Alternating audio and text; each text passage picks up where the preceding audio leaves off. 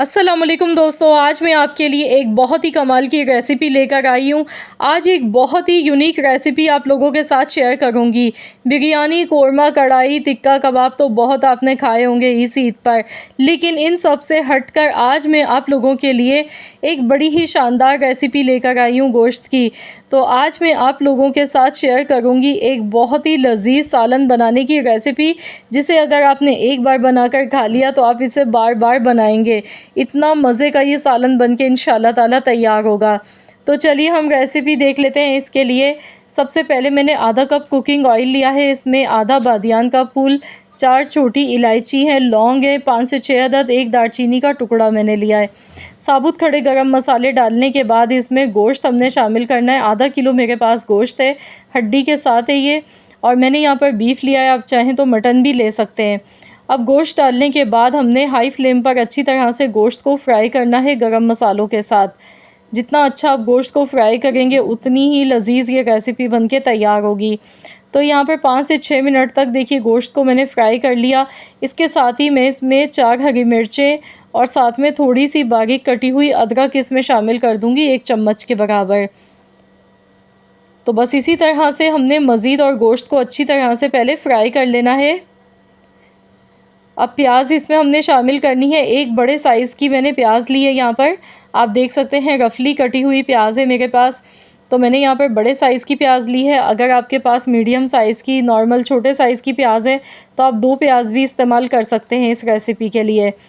तो प्याज को भी बस हमने इतना पकाना है कि प्याज का जो कच्चापन होता है, कच्चेपन की जो एक स्मेल होती है वो दूर हो जाए।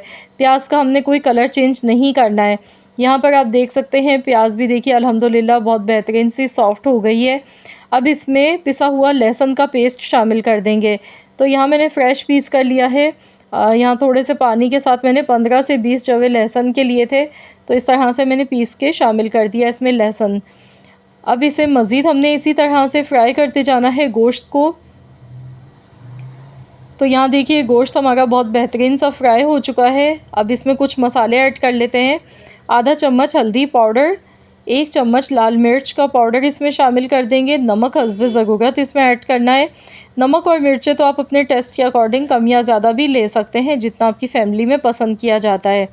तो बस इसे अच्छी तरह से मिक्स कर लेंगे।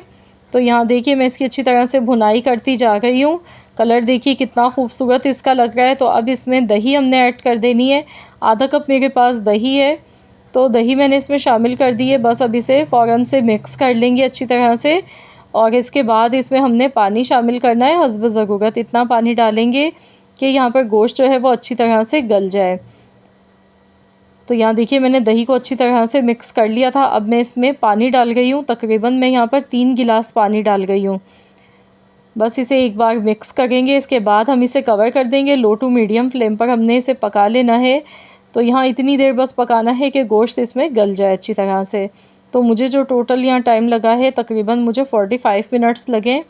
तो चलिए हम देख लेते हैं। यहाँ देखिए अभी इसमें पानी मौजूद है, ये देखें पूरा पानी इसका ड्राई नहीं हुआ है। और अब इसमें मैं मज़ीद मसाले ऐड करूँगी। तो सबसे पहले मैं 1 टीस्पून भर के पिसा हुआ ज़ीरा इसमें शामिल कर रही हूँ। साथ में 1 टेबल स्पून पिसा हुआ धनिया इसमें ऐड कर देंगे। धनिया पाउडर आपने बाज़ार का पिसा हुआ ऐड नहीं करना है, आपने ख़ुद घर पर साबुत धनिया लेकर पीस के डालना है। तो यहाँ देखिए अब इसकी अच्छी तरह से हमने भुनाई करनी है। देखिए ऑयल इसमें अलग से सेपरेट होने लगा है। खूब अच्छी तरह से हम इसे भूनते जाएंगे। तो यहाँ मज़ीद हमने एक स्टेप और करना है, तो चलिए हम देख लेते हैं। तो यहाँ हमने क्या करना है, एक पैन लेना है। 2 टेबल स्पून मैंने ऑयल लिया था। 2 शिमला मिर्च मैंने ली है, इस तरह से बीज निकाल कर मैंने काट लिया है। साथ में टमाटर था मेरे पास, 1 और आधा 1.5 टमाटर टोटल मैंने यहाँ पर लिया है। इसके बीज मैंने हटा दिए। तो इस तरह से एक ही शेप में मैंने कटिंग की है टमाटर और शिमला मिर्च की। तो यहाँ हमने इन्हें हल्का सा पहले फ्राई कर लेना है। 1 से 2 मिनट के लिए फ्राई कर लेंगे शिमला मिर्च और टमाटर को, और इसके बाद हमने ये ऊपर से इस तरह गोश्त में डाल देना है।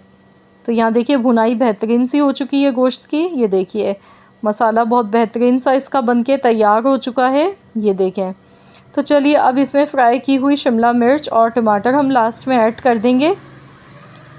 इसके साथ ही यहाँ पर काली मिर्च का पाउडर इसमें जाएगा आधा चम्मच।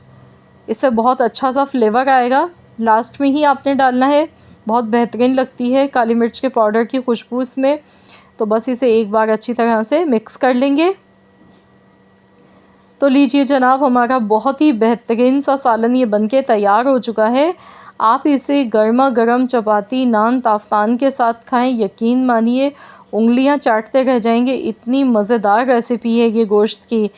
तो इसमें जो मसाले हमने यूज़ किए हैं और जिस तरीके से हमने बनाए, स्टेप बाय स्टेप आपने सेम रेसिपी को फॉलो करना है। इंशाअल्लाह ताला आपकी पूरी फैमिली खुश हो जाएगी जब आप फैमिली को बनाकर खिलाएंगे ये मज़ेदार सी गोश्त की रेसिपी। आई होप कि आप सबको मेरी ये रेसिपी आज की पसंद आई होगी। अगर रेसिपी अच्छी लगी है तो प्लीज़ इस वीडियो को लाइक ज़रूर कीजिएगा और शेयर भी कीजिएगा अपने दोस्तों के साथ, फैमिली मेम्बर्स के साथ। चैनल पर नए हैं तो चैनल को भी सब्सक्राइब कर लें। मिलते हैं इंशाअल्लाह ताला एक और नई रेसिपी के साथ। तो जब तक के लिए अल्लाह हाफ़िज़।